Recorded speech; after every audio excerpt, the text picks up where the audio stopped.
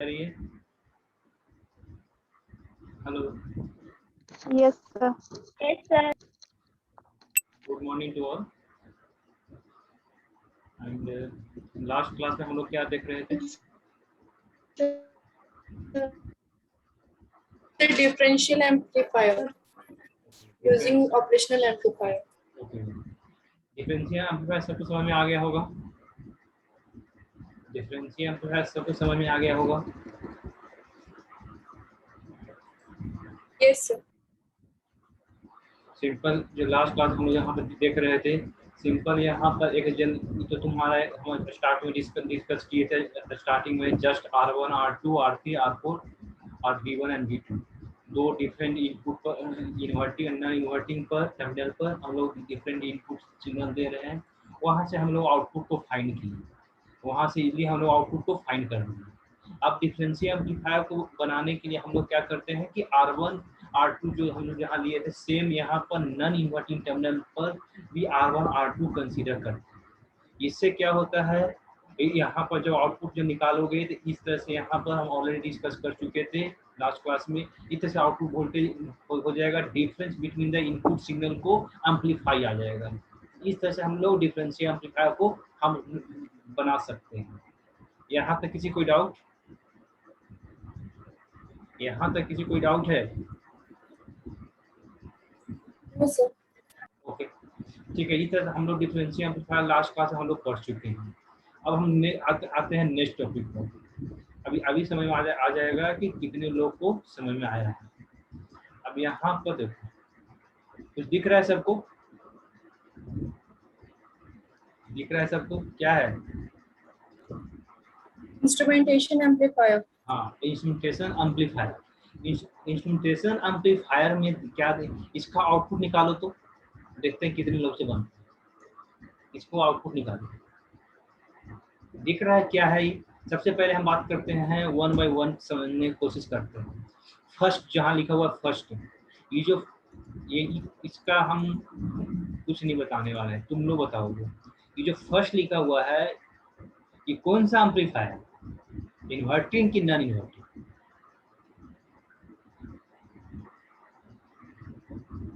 Hello, non inverting. Good, non inverting amplifier. तो output क्या होगा?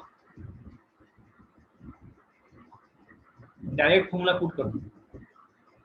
यहाँ पर आउटपुट क्या हो जाएगा? वन पॉइंट पर आउटपुट नॉन इन्वर्टिंग का फॉर्मूला क्या होता है? 1 प्लस RF जो फीडबैक होता है, RF की जगह पर कौन सा है? R2 good, upon R1 multiply input voltage first, input voltage first. इस तरह तुम्हारा एट 1 जहाँ पर 1 लिखा हुआ है, यहाँ पर तुम्हारा output voltage first operation amplifier के कारण तुम्हारा निकलेगा। अब सेकंड जो ऑपरेशन एम्पलीफायर वो कौन सा एम्पलीफायर है?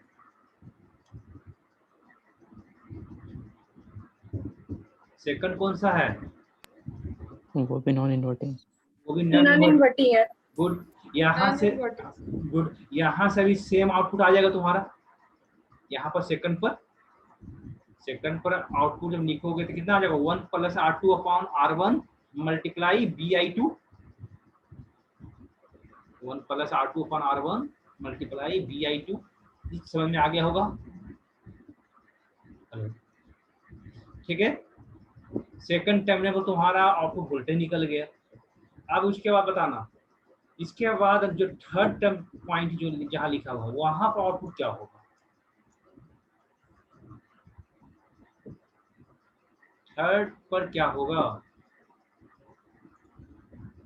थोड़ा सा समझो। अच्छा, थर्ड जो सर इसमें तो दोनों है सर।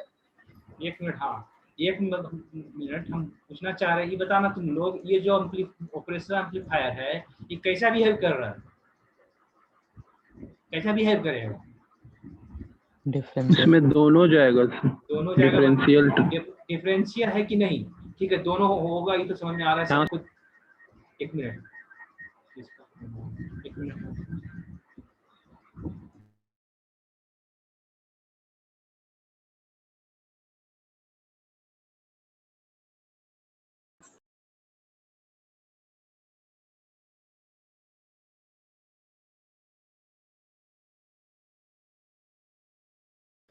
हाँ हेलो,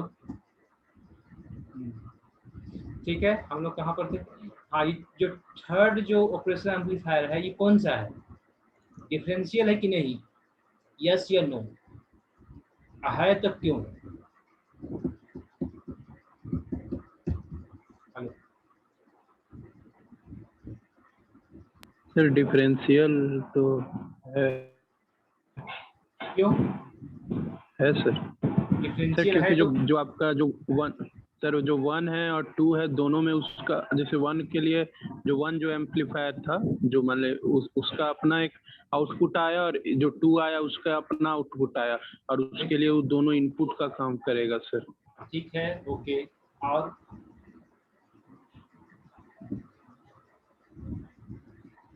अब यहाँ पर तो ध्यान दो, R3 R4 दोनों सेम है। डायरेक्ट जो इसे जस्ट पहले जो डिफरेंशियल एम्पलीफायर के जब फॉर्मूला जो हम लोग किए थे, डायरेक्ट फॉर्मूला पुट कर देना, जिसे याद है, और नहीं याद है तो डिराइव करना। इससे पहले हम लोग क्या पढ़े थे? देखो यहाँ पे देखो, वो वाला सर भी हाँ देखो यहाँ, R2/R1 V2 माइनस V1 वाला। हाँ यहाँ देखो, यहाँ पर R1 R2 सेम है, R1 R2 यहाँ पर सेम हो गया। यहाँ इस शीर्षक देखो, यहाँ से जब आउटपुट को हम लोग निकालते थे, आउटपुट वोल्टेज क्या आ रहा था? V2 माइनस V1, मतलब V2 क्या हो रहा है? V2 हम किसको कंसीडर कर रहे हैं? नॉन इन्वर्टिंग टर्मिनल पर जो वोल्टेज है उसको हम कंसीडर कर रहे हैं V2। V1 किसे कंसीडर कर रहे हैं? इन्वर्टिंग टर्मिनल पर जो वोल्टेज है उसे कंसीडर कर रहे हैं V1। पहला पॉइंट ध्यान में रखना, कंफ्यूज मत होना कि कहाँ से कहाँ। Non inverting terminal minus inverting terminal, V2 minus V1 multiply क्या है? R2 upon R1। अब यहाँ पर ध्यान देना, सिर्फ दो चीज ध्यान देने की जरूरत है। पहला, R2 क्या है, कहाँ पर R2 है, कहाँ पर R1 है। जरूरी नहीं है कि R2, अब यहाँ पर R2 कहाँ पर R2 मतलब R2 मतलब फीडबैक रेजिस्टेंस की बात हो रहा है। R2 अपॉन R1 हो गया। अब सेकंड पॉइंट, यहाँ पर ध्यान देने की जरूरत है, नॉन इन्वर्टिंग टर्मिनल पर जो R1 R2 है वो किस तरह से कनेक्शन है। इस तरह से कनेक्शन होगा तब, देखो जैसे मैं एक मिनट यहाँ बात करते हैं, इस तरह से कनेक्शन रहेगा तब जाके डिफरेंशियल एम्पलीफायर की जो फॉर्मूला है डायरेक्ट पुट कर देना है। मतलब यहाँ पर जो इनिशियल जो रेजिस्टेंस है, यहाँ पर जो इनिशियल रेजिस्टेंस दोनों सेम होना चाहिए। अब सेकंड पॉइंट, ये जो RF है, यहाँ पर जो नीचे जो ग्राउंडेड है, ये दोनों सेम होना चाहिए, तब वो सेम फॉर्मूला पुट कर सकते हैं। लेकिन यदि सेम नहीं है, कोई बात नहीं, हम लोग ऑलरेडी जानते हैं कैसे आउटपुट हम लोग फाइंड कर सकते हैं। डिफरेंट दोनों इन्वर्टिंग और नॉन इन्वर्टिंग टर्मिनल पर दोनों इनपुट दिया हुआ रहेगा, हम कैसे आउटपुट फाइंड कर सकते हैं। ऑलरेडी स्टार्टिंग में कल का स्टार्टिंग में सबसे पहले हम लोग यही डिस्कस किए थे। निकाल सकते हो ना आउटपुट वोल्टेज?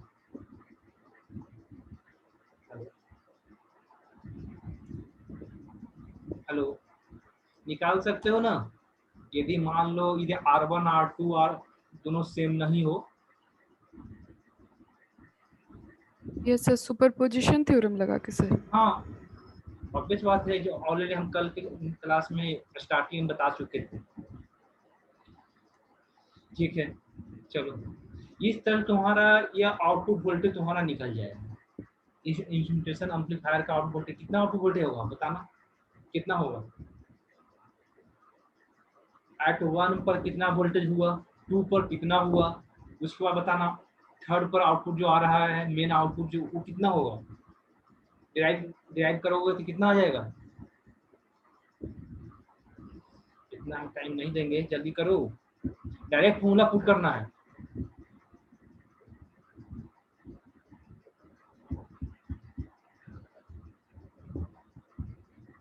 चलो यहाँ से स्टार्ट करते हैं। चलो देखो इधर, यहाँ पर देखो, एट 1 पर ये आउटपुट वोल्टेज आ गया, सबको समझ में आ गया होगा। सेकंड पर ये आउटपुट वोल्टेज आ गया था, सेकंड पर मतलब यहाँ पर सेकंड पर, फर्स्ट पर ये ऑलरेडी हम अभी हम लोग डिस्कस कर चुके हैं। फर्स्ट सेकंड पर आउटपुट वोल्टेज आ गया। थर्ड पर ऑलरेडी हम लोग जान चुके हैं कि थर्ड पर क्या होगा। थर्ड पर क्या था? R2 अपॉन R1 मल्टीप्लाई क्या था? V2 minus V1।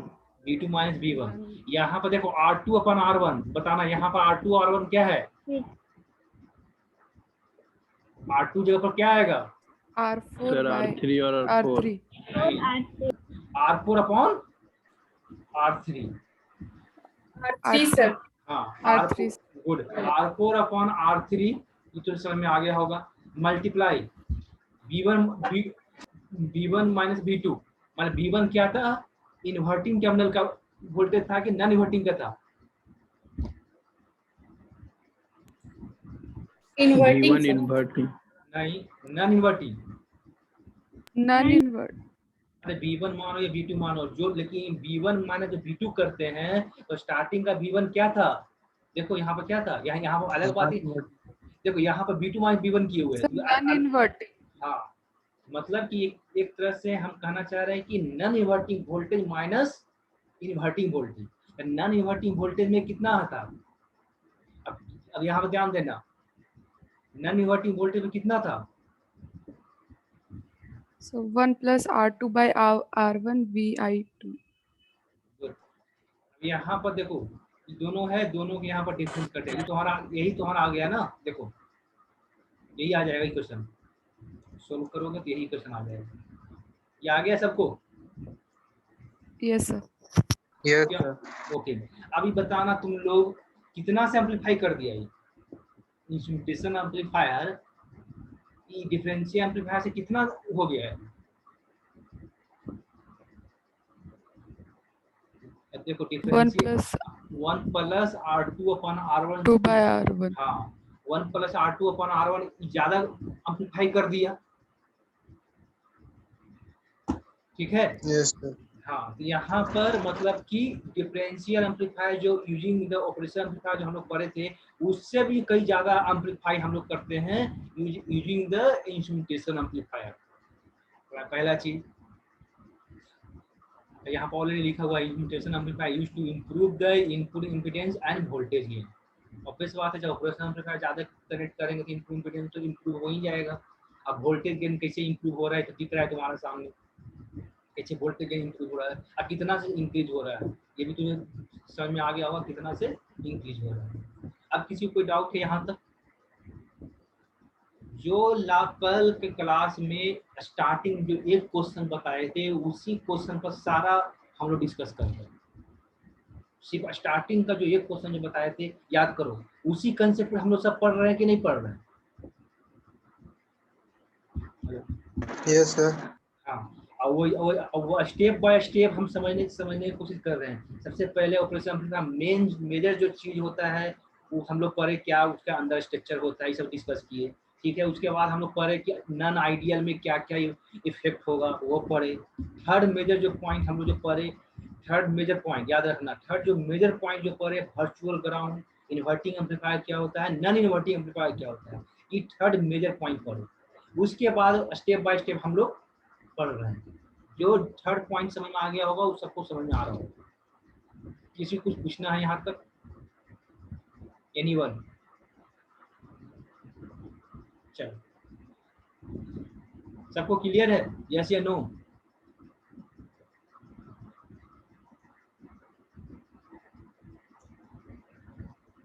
यस और नो? सबको यहाँ तक क्लियर है? कुछ पूछना है किसी को?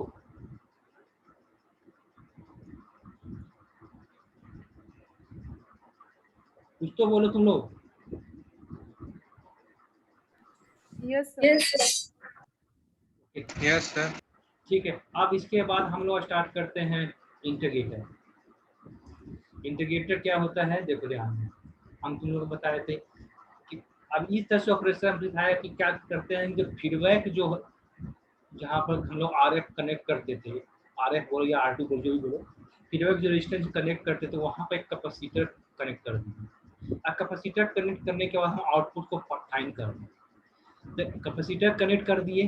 अब उसके बाद आउटपुट को फाइंड करना है, कैसे फाइंड करोगे? कैसे फाइंड करोगे?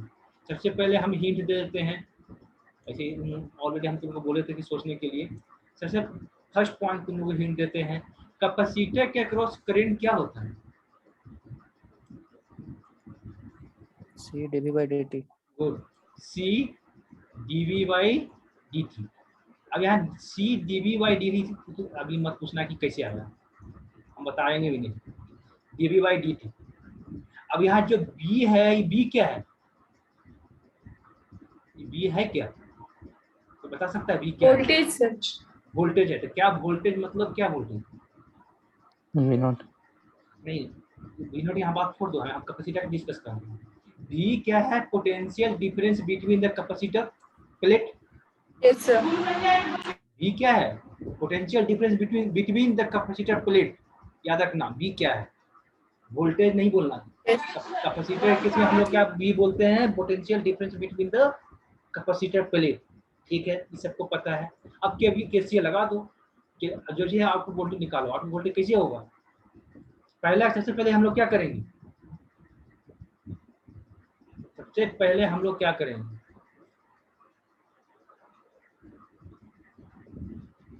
ये बोलेगा नहीं। सर एक बार रिपीट कीजिएगा। कुछ रिपीट नहीं करेंगे, आउटपुट वोल्टेज निकालना है, क्या करेंगे?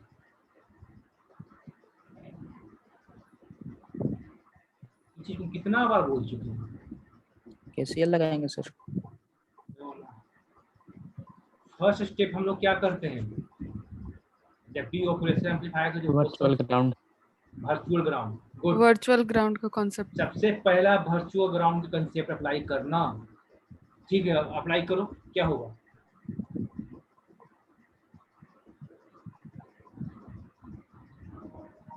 मान लो यहाँ पर ए पॉइंट, तो बी ए कितना हो जाएगा? ये तो सिंपल है क्वेश्चन। 0। 0। गुड, ये तो सिंपल है। पहला ऑपरेशन एम्पलीफायर सबसे पहला कंसेप्ट लगाना क्या? Virtual ground. वर्चुअल ग्राउंड से क्या हो जाएगा कि हमको आइडिया लग जाएगा वहाँ का पोटेंशियल कितना है। ठीक है, सेकंड स्टेप हम चेक करेंगे कौन सा एम्पलीफायर है, के भी इन्वर्टिंग नॉन इन्वर्टिंग है। ये उसी पर नॉर्मल देखने की बात कर रहे हैं। यदि इन्वर्टिंग एम्पलीफायर है तो ऑब्वियस बात है केसीएल ही लगेगा, और नॉन इन्वर्टिंग है तो उसमें तो समझ में आ रहा हो कि क्या करेंगे। नॉन इन्वर्टिंग है तो उसमें भी केसीएल लगाएंगे, लेकिन वहाँ पर ध्यान देना है कि डायरेक्ट फॉर्मूला पुट करके सोल्व कर रहे हो कि केसीएल अप्लाई करके सोल्व कर रहे हो, वो तुम पर डिपेंड करता है। अब ये पॉइंट पर तुम्हारा वर्चुअल ग्राउंड का कंसेप्ट लग गया। अब उसके बाद केसीएल अप्लाई करो या नोडल अप्लाई करो, कुछ भी अप्लाई करो। अब यहाँ पर देखो, ध्यान देना, मान लो यहाँ पे इनपुट वोल्टेज नहीं दिख रहा है, मान लो कि यहाँ पे इनपुट वोल्टेज है। अब इनपुट वोल्टेज इधर से यहाँ पर करंट आ रहा है, करंट कितना आ रहा है? VI माइनस VI पर R। VI minus 0 divide by R। R। Good, equal to, हम केसीएल अप्लाई कर रहे हैं, total incoming current total outgoing current. अब यहाँ पर देखो C d/dt। अब यहाँ पर B का क्या लिखेंगे अब बताएं? V naught minus VA। No no, हम पहले स्टार्टिंग इसलिए बोले थे potential difference between the capacitor plate. Good, अब यहाँ पर ध्यान देना, ए से आउटपुट की तरफ इनकमिंग जा रहा है कि आउटगोइंग हो रहा है? तुम क्या इज्यूम किए हो? सर वो आउटगोइंग है ना सर। आउटगोइंग छोड़ दो, हम स्टार्टिंग में तुम लोग को बोले थे कि तुम्हारी मर्जी, तुम जैसा कंसीडर करना चाहते हो कर लो, लेकिन नेगेटिव आता है तो समझ जाना कि तुम्हारा जो साइन का कन्वेंशन जो लिया हुआ था उसका रिवर्स है। लेकिन यहाँ पर हम देखें, ध्यान देना, यहाँ पर हम क्या किए, यहाँ पर जब इनकमिंग है, यहाँ देखो ये पॉइंट पर क्या है, इनपुट से करंट आ रहा है, तो अब यहाँ से जो करंट जो जाएगा वो क्या कहोगा? ऑलरेडी हम ये इनकमिंग कंसीडर कर लिए हैं, तो यहाँ से क्या कंसीडर करेंगे? Outgoing. Outgoing, outgoing sir. Outgoing current करेंगे। आउटगोइंग हम जानते हैं, जब आउटगोइंग करंट कंसीडर करेंगे, हमें पता है कि करंट जो फ्लो होता है high voltage to low voltage की तरफ फ्लो होता है। अब यहाँ से, यस सर। यहाँ से मतलब कि जो बी है वो क्या लिखेंगे हम लोग? Minus V naught. Minus B naught. Good, मतलब कि B A minus B naught. B A यहाँ 0 है, अलग बात, यहाँ बी ए 0 है, लेकिन बी इक्वल टू क्या होगा? B A minus B naught. Minus B not.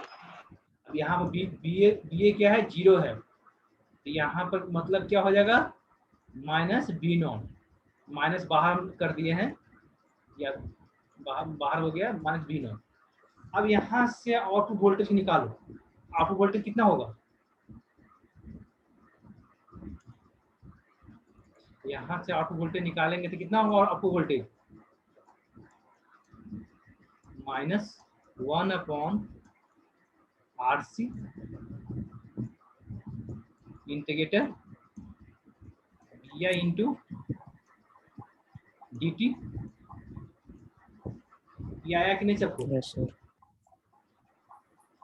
आप क्या करोगे, हम लोग का अभी यहाँ इक्वेशन, यस सर, यही आया। हाँ इक्वेशन क्या था, यस सर। यहाँ पर कहाँ से हम लोग कहाँ पे थे?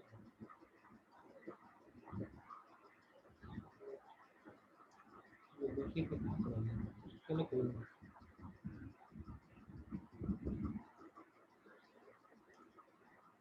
चलो कोई बात नहीं। यहाँ पर देखो इस तरह से तुम्हारा, देखो यहाँ से तुम्हारा इस तरह से तुम्हारा निकल गया। अब यहाँ पर इसका जो बनाने का जो मेथड है, हो सकता है थोड़ा सा डिफरेंट तुम लोग को लगे, तुम लोग तुम्हारी मर्जी, तुम जो कंसेप्ट यूज करना चाहते हो यूज कर सकते हो, लेकिन जो सिंपल तरीका है अभी हम तुम लोग को जो बताएं वही तरीका बेस्ट है, यदि इजीली समझ आओगे।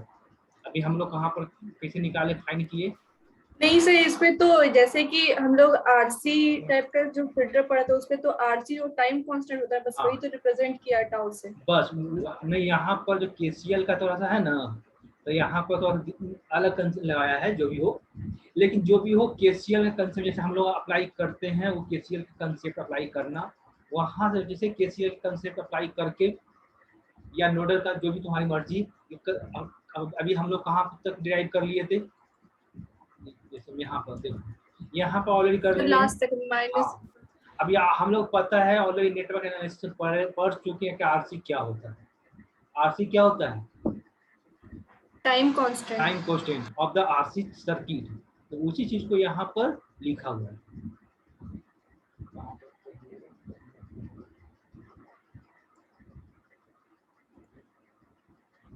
हाँ, इस तरह से तुम्हारा आउटपुट वोल्टेज निकल गया।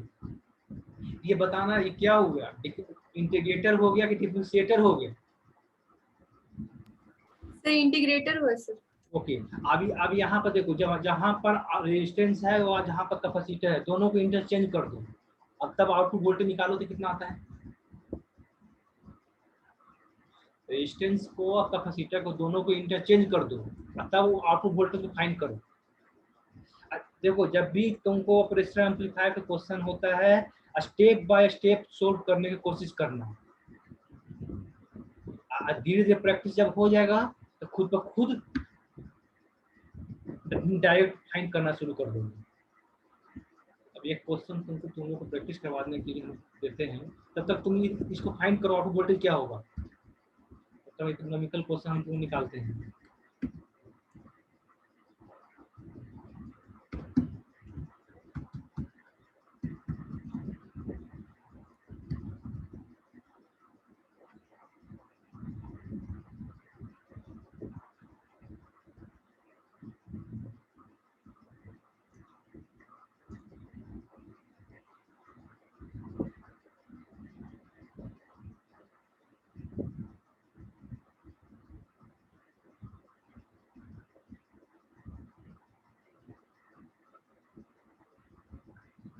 कितना आया,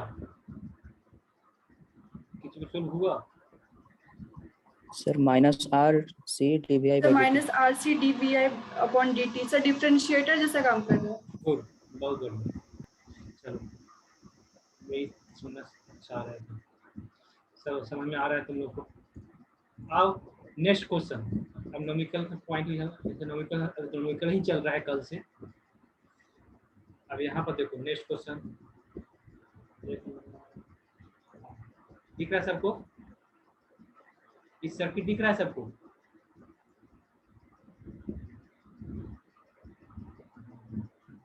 सर्किट दिख रहा है ऊपर वाला? Yes sir. सबको दिख रहा है? ठीक है। अब यहाँ पर V1 इक्वल टू 2 वोल्ट ले लो, अब V2 इक्वल टू 4 वोल्ट ले लो, आउटपुट वोल्टेज कितना आएगा? V1 को 2 वोल्ट ले लो, V2 को 4 वोल्ट ले लो, आउटपुट वोल्टेज कितना आएगा?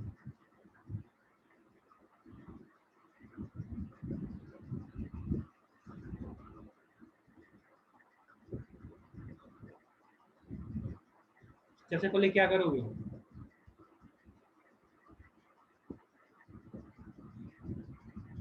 सबसे पहले क्या करोगे? V माइनस का वोल्टेज निकालेंगे। V1 का नहीं, सबसे पहले वर्चुअल ग्राउंड लगाओगे, सबसे फर्स्ट कंसेप्ट। कुछ भी नहीं है ऑपरेशन एम्पलीफायर में, सबसे पहले वर्चुअल ग्राउंड लगाओ, आंख मूंद कर। आज जिस देखो वो लोग को वर्चुअल ग्राउंड लगाने की कोई जरूरत नहीं है, जिसे प्रैक्टिस हो जाएगा, जिसे प्रैक्टिस हो जाएगा वो वर्चुअल ग्राउंड कुछ नहीं अप्लाई करने की जरूरत नहीं, सीधे देखेगा कौन सा एम्पलीफायर है, डायरेक्ट फॉर्मूला पुट करेगा, डायरेक्ट आउटपुट निकाल देगा एक लाइन में। लेकिन स्टार्टिंग के लिए तुम लोग को प्रैक्टिस करने के लिए हम चीज बता रहे हैं, जिससे तुम्हारा प्रैक्टिस जिसका हो गया है कोई बात नहीं, तुम्हारी मर्जी जिसे निकालना है आपको। तो सिंपल यहाँ देखो कौन पहला तो वर्चुअल ग्राउंड कंसेप्ट अप्लाई करने को बोले। सेकंड स्टेप क्या है, यह देखेंगे कौन सा एम्पलीफायर है, कौन सा एम्पलीफायर है? इन्वर्टिंग इन्वर्टिंग है सर। हाँ इन्वर्टिंग है, 2 इनपुट दिया हुआ है, दोनों क्या है? इन्वर्टिंग है। इसका मतलब क्या है? एक तरह से एडर की तरह काम करना, इसी को बोलते हैं एडर। तुम लोग नहीं है सिलेबस में पढ़ना, क्या है? एक तरह से ये एडर है। एडर बाद में हम डिस्कस करते हैं। मान लीजिए 2 इनपुट दिया गया है, दोनों इनपुट के कारण आउटपुट वोल्टेज निकालना है, तो कैसे निकालोगे?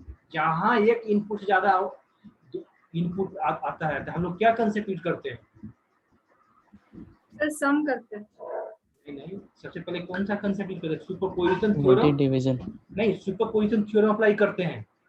यदि number of the input more than 1 हो जाता है तो हम लोग कौन सा थ्योरम अप्लाई करते हैं? सुपरपोजिशन। सुपरपोजिशन थ्योरम कुछ नहीं है। सुपरपोजिशन थ्योरम सिंपल है कि एक के कारण जब एक के निकालो तो दूसरा को नेग्लेक्ट कर दो, जब दूसरा का निकालते हो तो फर्स्ट वाला को नेग्लेक्ट कर दो, थर्ड वाला का निकालते हो तो फर्स्ट सेकंड को नेग्लेक्ट कर दो। यहाँ पर 2 है तो इसी 2 को डिस्कस कर रहे हैं। B2 को नेग्लेक्ट कर दो, B2 को क्या करो? ग्राउंड कर दो। जब B2 को जब ग्राउंड करोगे तो V1 के कारण निकाल दो आउटपुट वोल्टेज।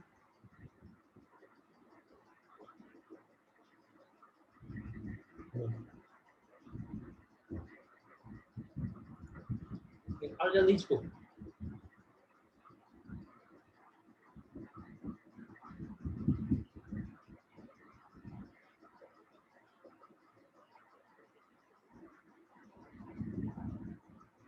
थोड़ा सा दिमाग लगाना है इसमें, थोड़ा सा दिमाग लगाना, ज्यादा नहीं। फिगर दिख रहा है ना सबको? Yes sir. गुड। क्या होगा? आउटपुट वोल्टेज V1 2 है, अब V2 4 है, पहले बोल रहे हैं, कंफ्यूज मत होना। V1 क्या है? 2 है, V2 4 है। सर 20 सर 20 151.87 V नॉट का वैल्यू 150 So V1 किसी को 151.8 सर। हाँ ओके। और V not sir, V not हाँ बताओ। V नोट की बात कर रहे हैं। और 2 लोग के हुआ, थर्ड यानी 1।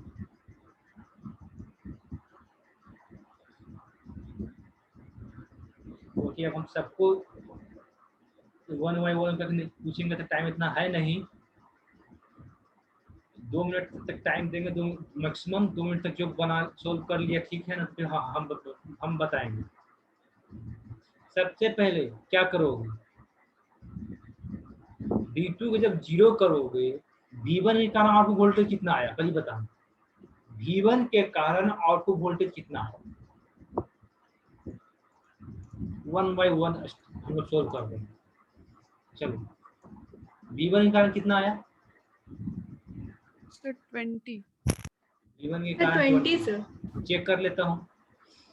क्या तो होता जैसे है, कि ये एक मिनट इन्वर्टिंग एक मिनट सर, एक मिनट, -20 हाँ एक मिनट चेक कर लेता हूँ। हाँ अब R2 वोल्ट इक्वल टू क्या होता है, माइनस, हम पता है डायरेक्ट फॉर्मूला पुट कर रहे हैं, माइनस R2 अपॉन R1 या RF अपॉन R1 कर दो जो भी हो, R2 upon R1 multiply V1।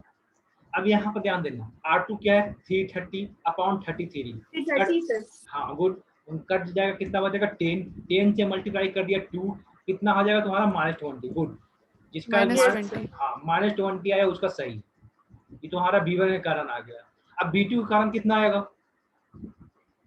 तो 132 सिंपल, सेम यहाँ पर है, तो क्या हो जाएगा 33, अब मल्टीप्लाई कितना हो जाएगा, मल्टीप्लाई कितना आएगा 4, 4 सर, माइनस है, -33, हाँ सर माइनस होगा, अब -33 4, इसका मल्टीप्लाई जब करोगे कितना आ जाएगा, करो तुम्हारा आ जाएगा 132, 132 132 हाँ 132 और B20 जोड़ दो तो -152, यही होगा ना, 1 -30, यस सर -152 हाँ -152। एक तरह से अब यहाँ ध्यान देना, यहाँ तक किसी को डाउट है, कोई डाउट है यहाँ पर, तो सिंपल है। अब यहाँ पर देखो, यहाँ पर क्या हो रहा है, दोनों इनपुट क्या हो रहा है, ऐड हो रहा है, इसलिए इस सर्किट को हम लोग बोलते हैं एडर, इस सर्किट क्या बोलते हैं हम लोग, एडर। इस तरह से यहाँ इस टाइप के क्वेश्चन तुम लोग को न्यूमेरिकल एग्जाम में आ सकता है, पहला चीज। अब यहाँ पर ध्यान देना, एक चीज तुम लोग को पूछना चाह रहा है, देखते हैं कितने लोग को डाउट ही क्लियर है। तो जब इसको ग्राउंड किए थे, याद करो, जब इसको हम ग्राउंड किए थे, मान लो ग्राउंड कर दिया, V1 हो गया, तो हम लोग जो -RF/R1 जो करते थे, फॉर्मूला पुट करते थे, याद करो, -RF/R1 मल्टीप्लाई जो इन वोल्टेज से मल्टीप्लाई जो करते थे, वोल्टेज क्या था, इन्वर्टिंग टर्मिनल पर जो वोल्टेज सप्लाई जो देते थे वही था ना। यस सर, अब यहाँ बताना कि जब इसको ग्राउंड किए तो क्या यहाँ पर जो वोल्टेज होगा वो V1 ही होगा,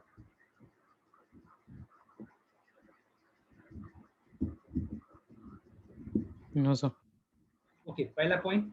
दूसरे पॉइंट देखो, यहाँ पर जो V1 जो दे रहे हैं, इसके अक्रॉस वोल्टेज ड्रॉप होगा कि नहीं होगा,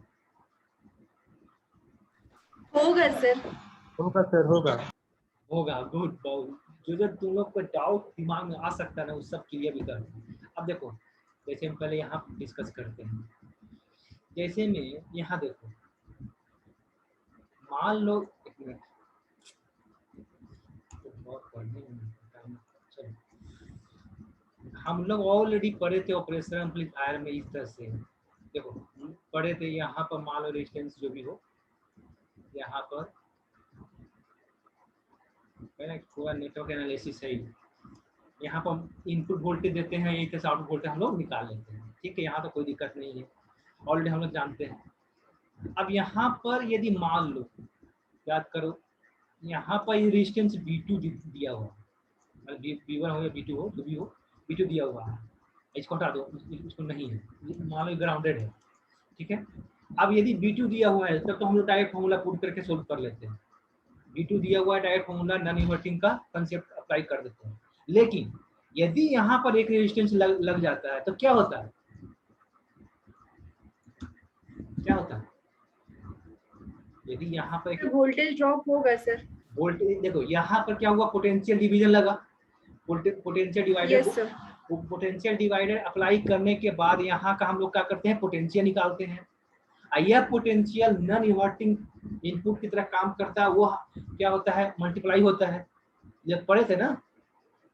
यस सर, यही इनपुट होगा सर। हाँ यस सर, ये हम लोग सब पढ़ चुके थे, गुड।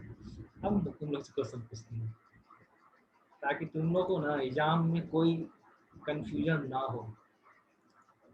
कहाँ गया, ये नहीं हो गया, चलो कोई ना, फिर से ड्रॉ करना पड़ेगा। हाँ अब यहाँ पर क्वेश्चन तुम लोग को पूछना था मुझे,